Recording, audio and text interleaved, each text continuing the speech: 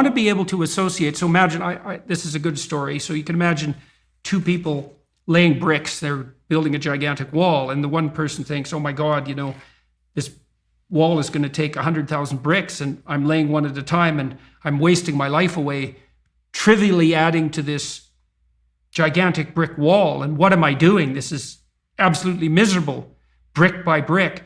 And the other person thinks, in 300 years, this is going to be a cathedral.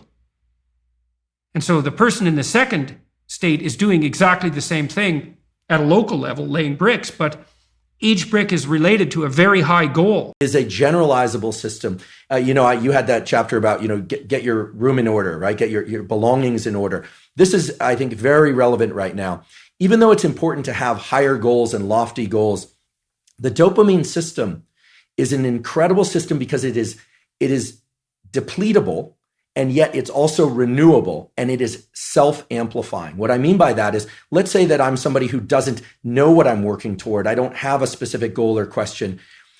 By completing even what seem like menial tasks, like making myself a cup of coffee, drinking it, cleaning up completely, drying the cup and putting it back in the cupboard, what happens is, even if you make that seemingly trivial goal, the goal, in addition to making the kitchen look nicer, it completes a circuit.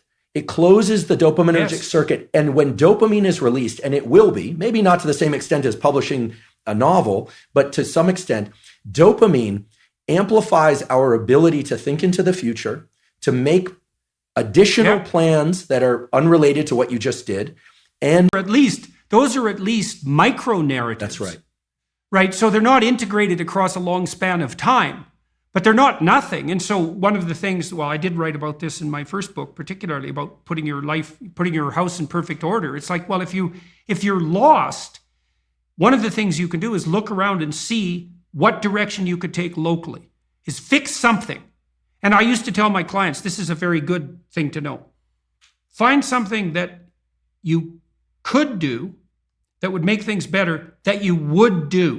And there's a humility in that too, because especially if you're in a low energy state, it's like, oh my God, I don't have enough energy to make dinner. It's like, do you have enough energy to put a fork on the table? And sometimes people are so depressed that that's really all they can do. It's like, can you take a small step forward, no matter how small that is? It's giving credit that's separating the wheat from the chaff in the truest sense, to give credit where credit is due. Yeah, the behavior. And you can imagine you're facilitating growth in the manner that you just described.